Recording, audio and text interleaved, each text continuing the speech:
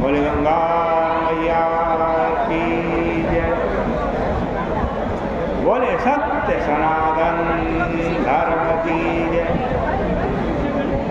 बोले श्रीमद् भागवत महापुराण की जय। पतित पावनी कलिमल हारिणी मोक्षदायिनी मंगलकारिणी माँ गंगा मैया का ये विश्व प्रसिद्ध पुराण प्रसिद्ध पवित्रतम तीर्थ हर की पेड़ी ब्रह्मकुंड है।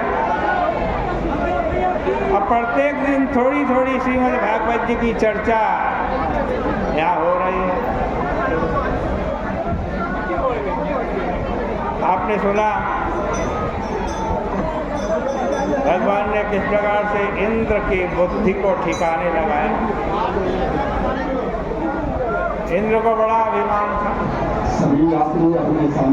मैं देवताओं का राजा, मैं जो चाहे सो कर सकता।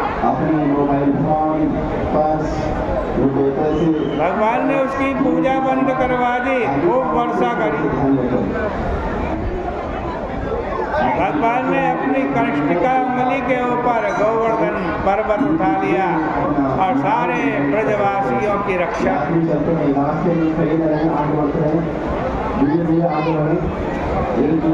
इंद्र ने भी अंत में हार मानी, भगवान के पास आया, उनकी स्तुति कल आपने सुनी थी। इंद्र जो भगवान की स्तुति कर रहा।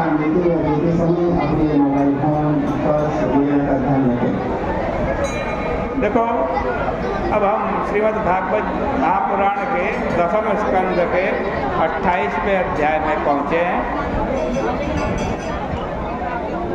भगवान श्री कृष्ण यदि इंद्र को सीधा न कर लेते तथा यज्ञ वेद और ब्राह्मणों को भी ठीक ठाक न कर लेते तो वे सब उनसे कहते तुमको हमारे अनुसार चलना पड़ेगा। वेद भी कहते, ब्राह्मण भी कहते, देवता भी कहते, भगवान।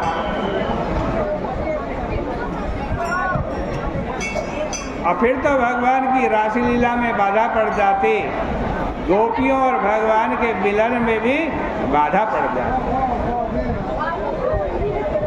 इसलिए जब गोपियों से प्रेम हुआ तभी से श्री कृष्ण किसी न किसी तरह से सबको अनुकूल करने में लगे। अब वरुण लोक को प्रभावित करने का प्रसंग आ रहा है। एकादश्याम निराहार। नंद बाबा ने एकादशी का व्रत किया और उस दिन निराहार रहे। एकादशी का व्रत इसलिए होता है कि देखो एकादशी कौन सी तिथि है? 11वीं तिथि है और 11 हमारी इंद्रियां हैं। 5 कर्म इंद्रियां हैं, 5 ज्ञान इंद्रियां हैं और 1 मन है।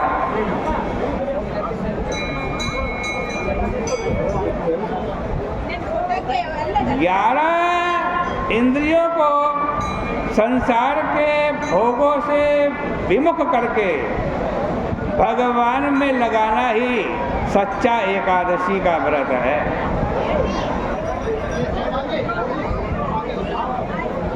हम भोजन तो ना करें, व्रत कर लें, लेकिन हमारी और इंद्रियाएं संसार के विषय में लगी रहें। कान से अश्लील गाना सुनते रहे, आँख से अश्लील चित्र देखते रहे, जुबान से गाली देते रहे, तो क्या व्रत होगा? केवल भोजन छोड़ना मात्र व्रत नहीं है। अपनी प्रत्येक 11 की 11 इंद्रियाएं जो संसार के विषय भोग व्यसनों में लगी है, वहाँ से हटाकर उन इंद्रियों को भगवान के चरणों में लगाना ही एकादशी का व्रत है।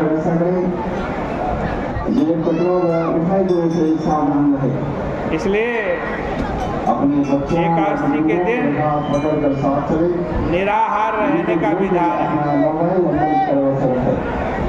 निराहार का मतलब है इंद्रियों के आहार, इन इंद्रियों से विषयों का सेवन न करना। व्रत तो नास्तिक लोग भी करते हैं, कोई शरीर के लिए करते हैं तो कोई सिद्धि के लिए करते हैं। इनको व्रत का वास्तविक उद्देश्य तो भगवान की आराधना करना होगा।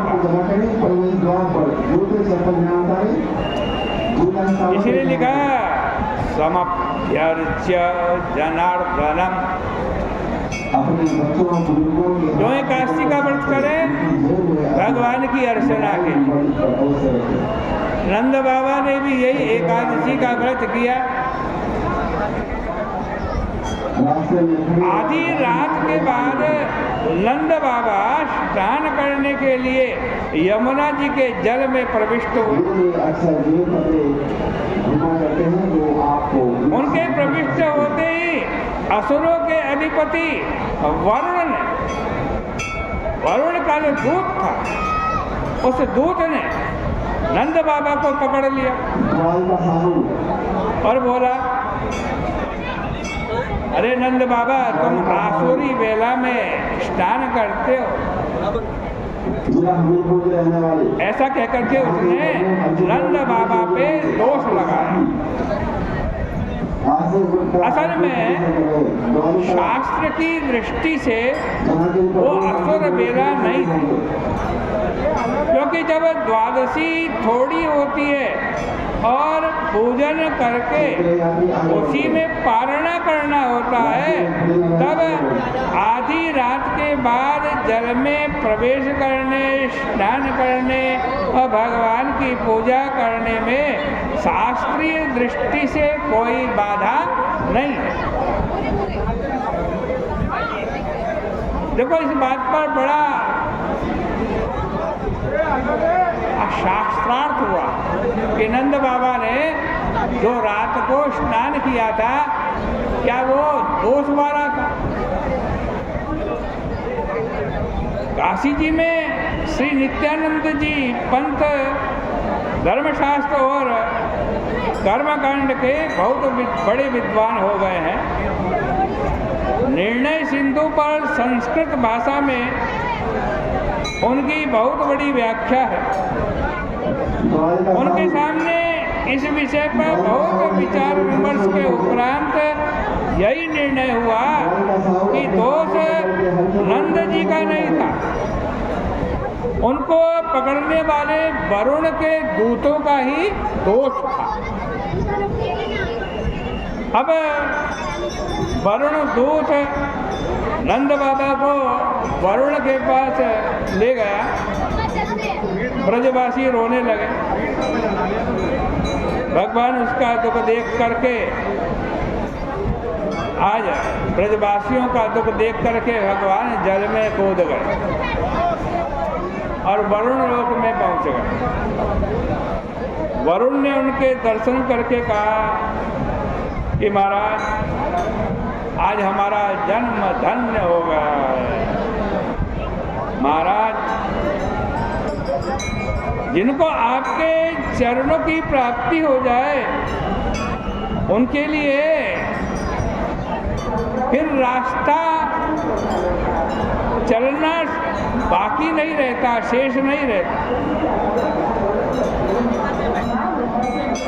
उन लोगों ने तो अवापो पार मत ध्वना, अपने मार्ग का ही पार पा लिया। उनके कोई पंथ या संप्रदाय नहीं रह जाता। आप तो एकमात्र गंतव्य हैं और सब के सब साधन आप तक पहुंचने के मार्ग ही हैं प्रभु। अपने घर में पहुंचने वालों के लिए भी मार्ग नहीं और अपने प्रियतम के घर पहुंचने वालों के लिए भी मार्ग नहीं।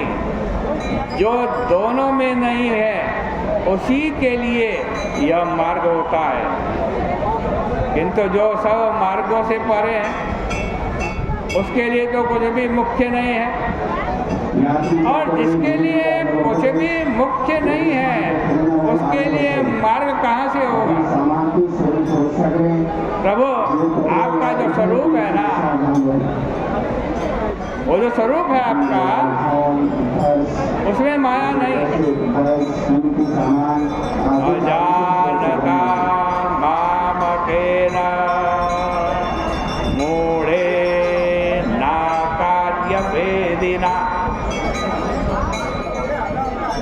वरुण कह रहे हैं भगवान से, प्रभु ये हमारा जो सेवक है जिन्होंने आपके बाबा को पकड़ा, ये बड़ा अज्ञानी है, उसको यह ज्ञान ही नहीं था कि नंद बाबा जल में जो प्रवेश उन्होंने किया है वो शास्त्रानुकूल था और उनको पकड़ना असंवैधानिक था। उसने आपके पिताजी को यहाँ लाने का जो अपराध किया है उसके लिए प्रभु मैं आपसे क्षमा मांगता। तद भगवान क्षंत मर्रति, आप अपने पिताजी को ले जाए। इसके बाद भगवान श्री कृष्ण ने अपने पिताजी को वहाँ से ले आए। अब नंद बाबा भी ठीक हो गए।